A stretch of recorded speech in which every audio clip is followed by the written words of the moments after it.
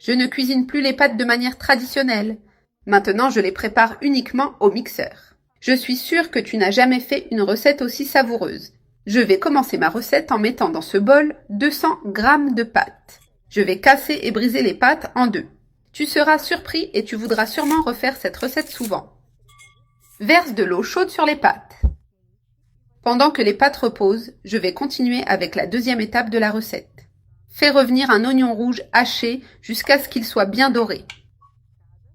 Puis ajoute 500 g de viande hachée. Maintenant, nous allons assaisonner la viande.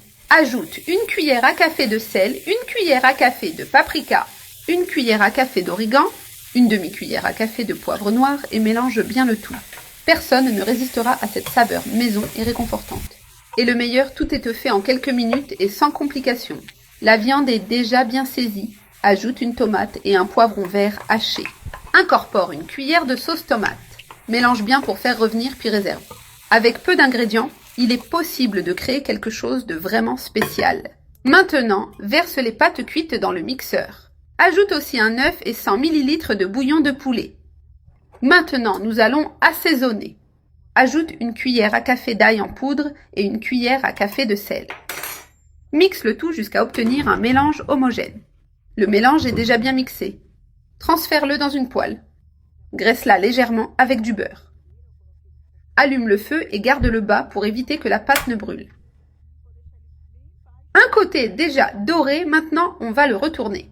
Utilise une spatule pour t'aider à tourner la pâte avec soin. Puis retourne-la. Regarde comme c'est beau. Idéal pour n'importe quel moment de la journée, cette recette séduit dès la première bouchée. Ensuite, ajoute du ketchup. La quantité peut être ajustée selon ton goût. Maintenant, ajoute le fromage. Le fromage a déjà été mis.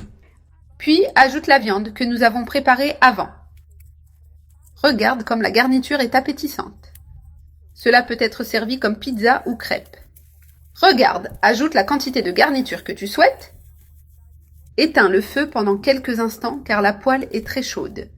La crêpe est déjà bien chaude. Maintenant, avec soin, plie la pâte et ferme délicatement. Regarde le résultat. Notre crêpe farcie est parfaite. Regarde comme c'est. La recette est déjà prête. Transfère-la dans l'assiette avec soin. Elle est bien garnie et je prévois d'en préparer d'autres.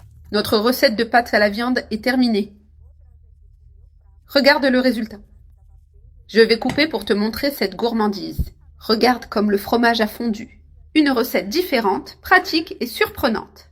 Prépare-la à la maison et régale tout le monde avec cette saveur.